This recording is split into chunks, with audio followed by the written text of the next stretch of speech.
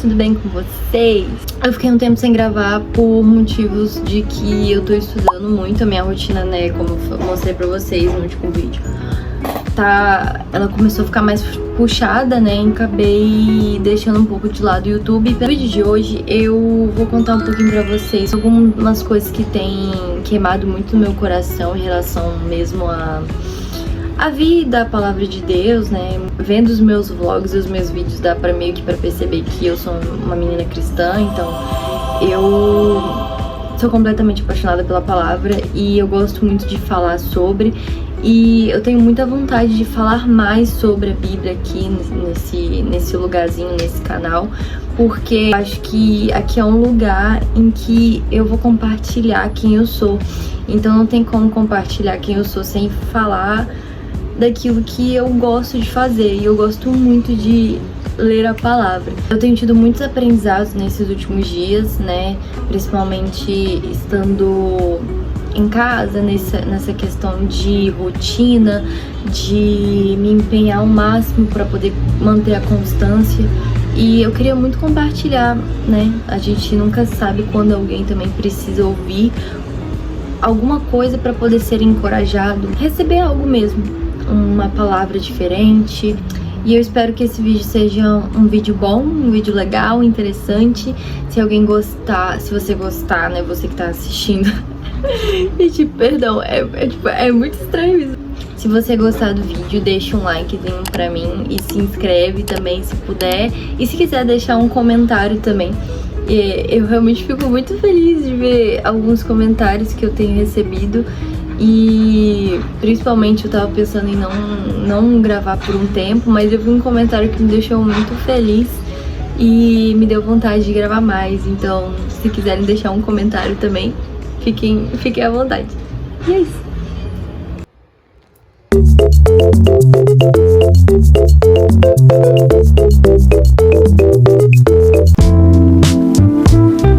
Eu terminei de ler o livro de Juízes. E eu achei muito interessante o livro de Juízes no quesito de que, cara, o povo sempre ficou num ciclo, né? O povo, ele subia, ele caía, ele subia, ele caía, ele subia, ele caía, no sentido de que ele ia para perto de Deus porque aparecia alguém que ia lá, era uma autoridade que, né, ele pegava o povo e colocava no lugar certo, mas aí quando essa autoridade de alguma forma ou ela morria ou ela caía, o povo meio que tipo se afastava de volta. Então ficou nesse looping o tempo inteiro de tô aqui adorando a Deus, tô aqui sendo devoto, tô aqui pedindo perdão, aí eu me afasto porque eu não tenho uma referência para seguir, eu não tenho mais um líder, alguém para poder falar, não, isso aqui é errado, isso aqui é certo, esse é o caminho que você deve seguir. E eu achei muito interessante essa leitura. Nós somos pessoas, nós somos humanos, e naturalmente buscamos um objeto não necessariamente um objeto de adoração. É claro que sim, nós somos seres que fomos criados para adorar alguma coisa. Se você não adora a Deus, você está adorando alguma outra coisa. Além disso, nós também, é normal termos objetos de admiração. É normal buscarmos alguma referência boa, né? Por exemplo, você pode encontrar como referência o seu pastor, você pode ver num cantor, num famoso, você pode, sei lá, ver sua mãe como uma referência, um professor, uma pessoa que você admira muito, que você vê, caramba, essa pessoa é uma pessoa que eu quero seguir os caminhos parecidos com essa pessoa, eu não quero ser essa pessoa, mas se eu puder pegar ela de exemplo, né? Você pega a própria criança. Quem são as primeiras referências de uma criança, né? São os pais, é a mãe e o pai, ou quem for que tiver criado essa criança, né? Às vezes não são os pais, mas quem criou essa criança vai ser uma referência. E aqui em Juízes eu vi muito essa necessidade mesmo do povo de ter uma liderança, de ter uma referência que fosse coerente. E não só em Juízes, várias vezes na história é possível notar, né? Eu acho que quando Saul ele foi rei, teve alguns problemas também, porque o coração dele se desviou e o povo também se desviou. Por quê? Porque o rei, ele não estava 100% dentro da vontade de Deus. Agora você pega um rei como Davi, que ele priorizava a presença de Deus e mesmo com todas as falhas, mesmo errando, mesmo pecando, ele sempre deixou claro que o altar ele deveria ser para adorar a Deus, adorar ao Senhor de Israel e não a outros deuses. Ele nunca foi permissível a esse tipo de pecado, de adorar outros deuses a não ser o rei de Israel. Uma outra coisa que eu lendo o livro de Juízes eu percebi é da importância de trazer à memória aquilo que fortalece a sua fé. Não deixar que muitas vezes as circunstâncias, muitas vezes as coisas da vida tire a nossa memória, sabe? Nos distraia, porque a distração, ela faz exatamente isso. Você esquece das coisas boas da sua vida, então você começa a reclamar, você começa a murmurar, você começa a desejar coisas que não são, muitas vezes nem você entende por que você está desejando tal coisa. Muitas vezes algo que, não necessariamente agora trazendo para o meio cristão, mas você deseja fazer algo ilícito, você deseja, sei lá, sabe, extrapolar os seus próprios limites, você sente vontade de quebrar princípios. E isso vai além de você realmente, além do cristianismo. Isso vai muito da vida mesmo. Quando nós estamos distraídos, nós perdemos o foco. A distração, ela nos faz quebrar ciclos de rotina, nos faz nos tornar a nossa pior versão. Eu acho, né? Eu considero muitas vezes a distração isso. Você para de querer melhorar e você começa a retroceder. Eu vejo muito isso com a distração. Eu queria falar sobre a questão de trazer à memória aquilo que te fortalece. Para basear o que eu vou falar, eu vou ler Juízes 10. Eu vou ler do versículo 1 até o versículo 13. É um pouquinho grande. No capítulo 10 de Juízes fala assim: depois de Abimeleque, um homem de Issacar, chamado Tolá, filho de Puá, filho de Dodô, levantou-se para libertar Israel. Ele morava em Samir, na região montanhosa de Efraim. Ele foi juiz de Israel durante 23 anos, então morreu e foi sepultado em Samir. Depois dele, levantou-se Jair de Gileade, que foi juiz de Israel, durante 22 anos. Ele teve 30 filhos, que montavam 30 jumentos. E tinha 30 cidades, chamadas Cidades de Jair, até o dia de hoje, que estão localizadas na terra de Gileade. Jair morreu e foi sepultado em Camon. Ou seja, ele foi juiz de Israel durante 23 anos. 23 anos é um tempo muito grande. Ele teve muitos filhos e, enfim, foi um juiz de Israel. Isso é importante saber. E aí ele morreu, obviamente. E como eu comentei com vocês, né? O povo, ele caminhava com o Senhor até certo ponto. Quando não tinha mais uma referência para guiá-lo, para falar qual o caminho certo que eles deveriam seguir, eles caíam. E é o que vai acontecer agora, porque no versículo 6 continua e diz: então os israelitas voltaram a fazer o que era mal aos olhos do Senhor. Cultuaram os Balaíns, Astarote, os deuses da Síria, de Sidom, de Moabe, dos Amonitas e dos Filisteus. Visto que abandonaram o Senhor e já não o cultuavam, a ira do Senhor se acendeu contra Israel, e ele os entregou nas mãos dos filisteus e nas mãos dos amonitas, os quais começaram a humilhá-los e oprimi-los. Naquele mesmo ano, durante 18 anos, oprimiram todos os israelitas do lado leste do Jordão, em Gileade, na terra dos amorreus. E os amonitas atravessaram o Jordão para guerrear também contra Judá, Benjamim e contra a família de Efraim. E Israel foi dominado por grande angústia. Então os israelitas clamaram ao Senhor: pecamos contra ti, pois abandonamos o nosso Deus e cultuamos os Balaíns. Mas o Senhor respondeu aos israelitas: não fui eu quem os livrou dos egípcios, dos amorreus, dos amonitas e dos filisteus? Quando os sidônios, os amalequitas e os maonitas vos oprimiram e clamastes a mim, não vos livrei das mãos deles? Mesmo assim, vós me abandonastes e cultuastes outros deuses. Por isso, não vos livrarei mais. Aqui, Deus está fazendo justamente esse exercício com o povo, de trazer à memória todas as coisas que Deus já tinha feito pelo povo. E eu acho isso muito, muito curioso, porque é exatamente isso que acontece na nossa vida. quando a gente tá lá, Deus, ele começa a entregar muitas palavras, ele começa a dizer, você vai para tal lugar, eu vou usar você para poder ministrar pessoas, eu vou usar a sua vida para poder salvar famílias, eu vou usar a sua vida para ser um instrumento nas minhas mãos. E aí a gente começa a se distrair, a gente começa a se dispersar e a desviar do caminho. E aí é como se todas as palavras que o Senhor já entregou, já declarou, já afirmou que iam acontecer, é como se a gente simplesmente aceitasse e decretasse que acabou, decretasse que não é mentira, que Deus estava equivocado, que Deus ele era para outra pessoa. Sabe, às vezes eu sinto que essa é a questão. Falta de entendimento da nossa identidade de filho. Nós não deixamos de ser filhos de Deus muitas vezes quando nós estamos em uma fase mais fracos na fé. Quando a gente de alguma forma se dispersa, quando a gente às vezes dá lugar ao pecado na nossa vida e estando no pecado, é claro, nós devemos nos arrepender e voltar para os caminhos do Senhor.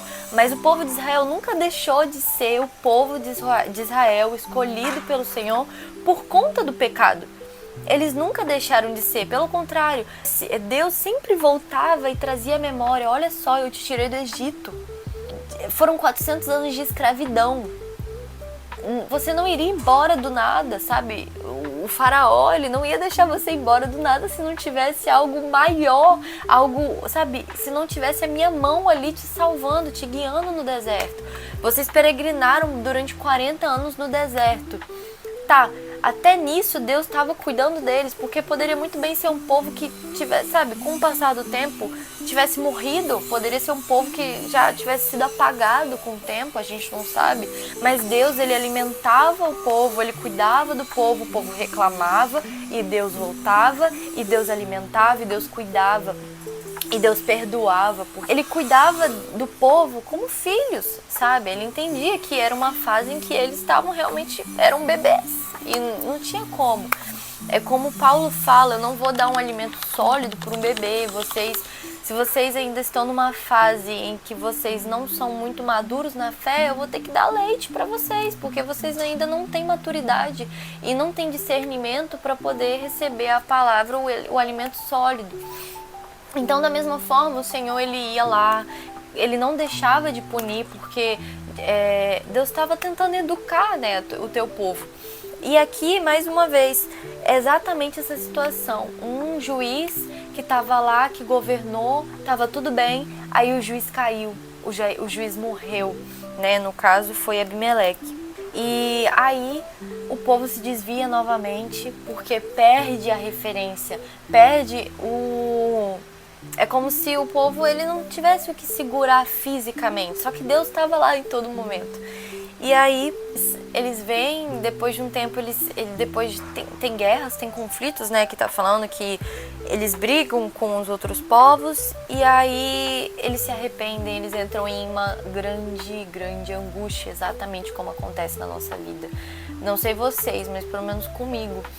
Quando eu me afasto do Senhor, a minha alma se entristece de uma forma que eu não consigo permanecer em paz. Eu não consigo permanecer longe por muito tempo. Então, eu agradeço muito a Deus por isso.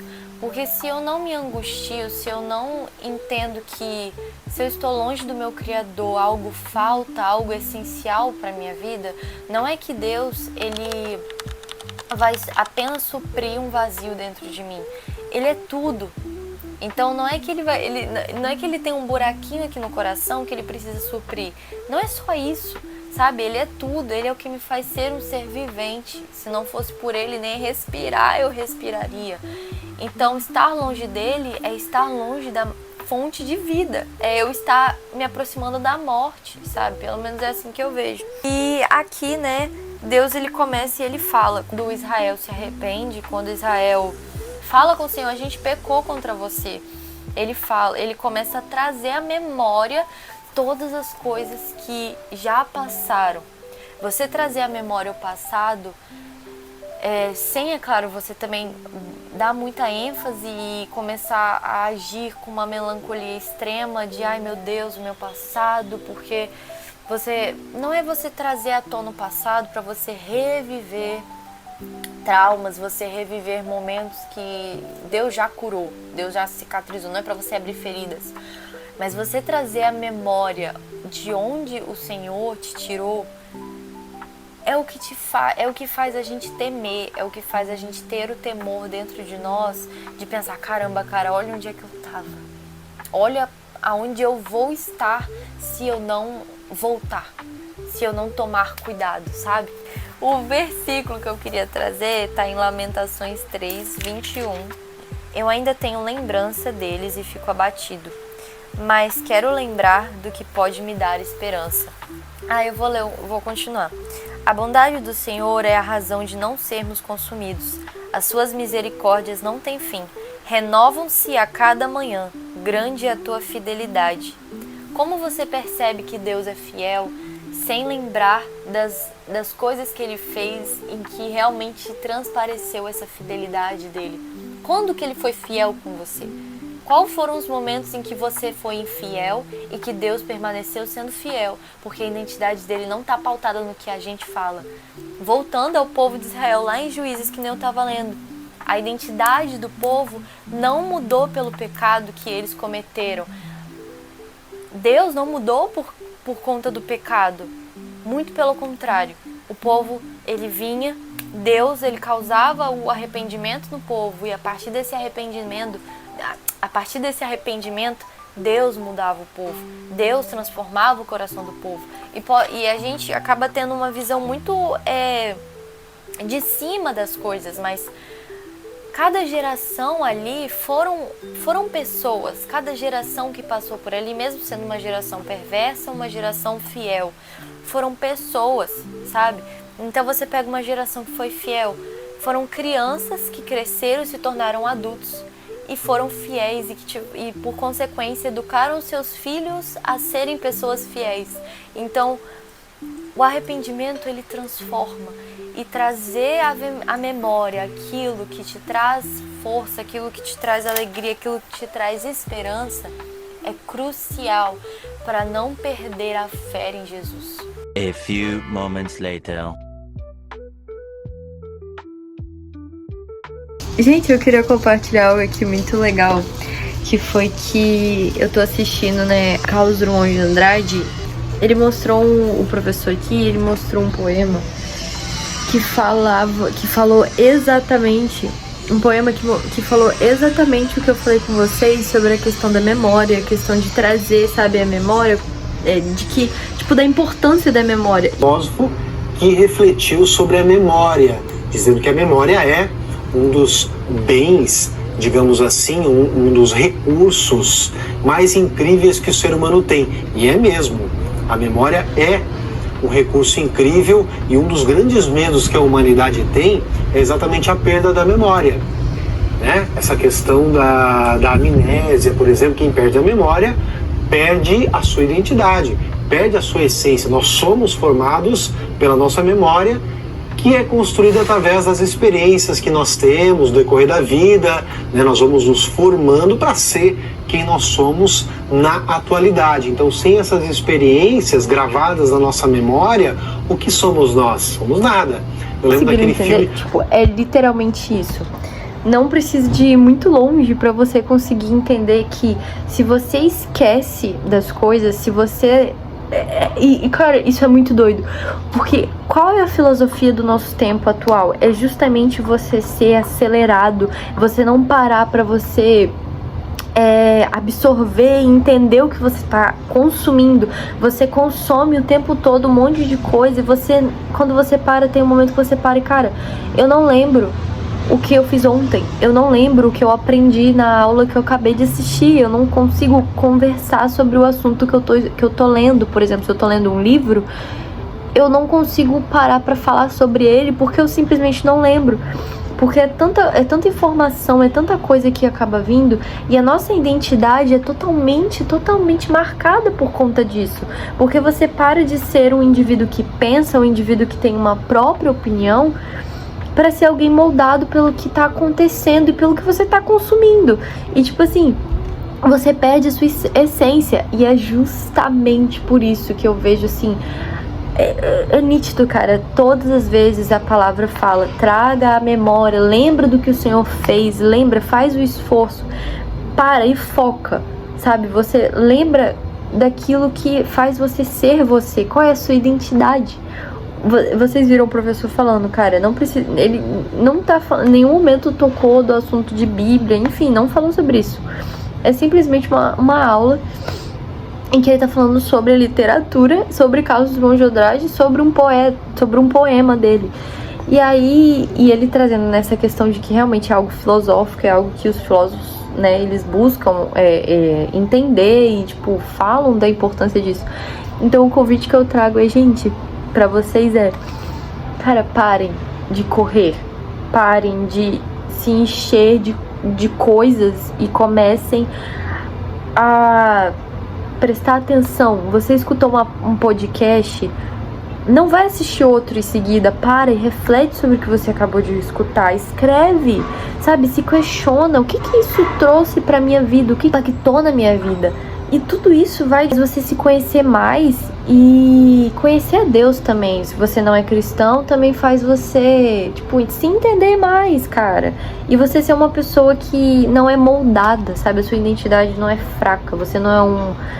Ele comentou sobre o poema de Drummond também, E Agora José, que é justamente o nome José. Toda hora ele vai contando, vai narrando vários acontecimentos, várias situações, e aí ele fala, e agora José? José é o simbolizando, né, um nome comum, é uma pessoa que ela não tem identidade própria, ela não tem a sua individualidade, ela tá padronizada, sabe? Ela é um no meio de vários Josés, né, que seria como se fosse pro nome feminino Maria, né? Tem várias Marias, o que mais tem é Maria, é Ana, então é algo genérico, não é algo individual, não é um indivíduo. Então você acaba sendo, quando você não para refletir as coisas que você consome, as coisas que fazem você ser você, que cara, Deus colocou em você pra você, só você exercer esse papel, você acaba só sendo mais um. Sim. E eu acho lindo, porque eu tô estudando, e eu não tô estudando necessariamente a palavra, mas ver, tipo, Deus nessas coisas, tipo, é incrível, cara, é incrível, é incrível.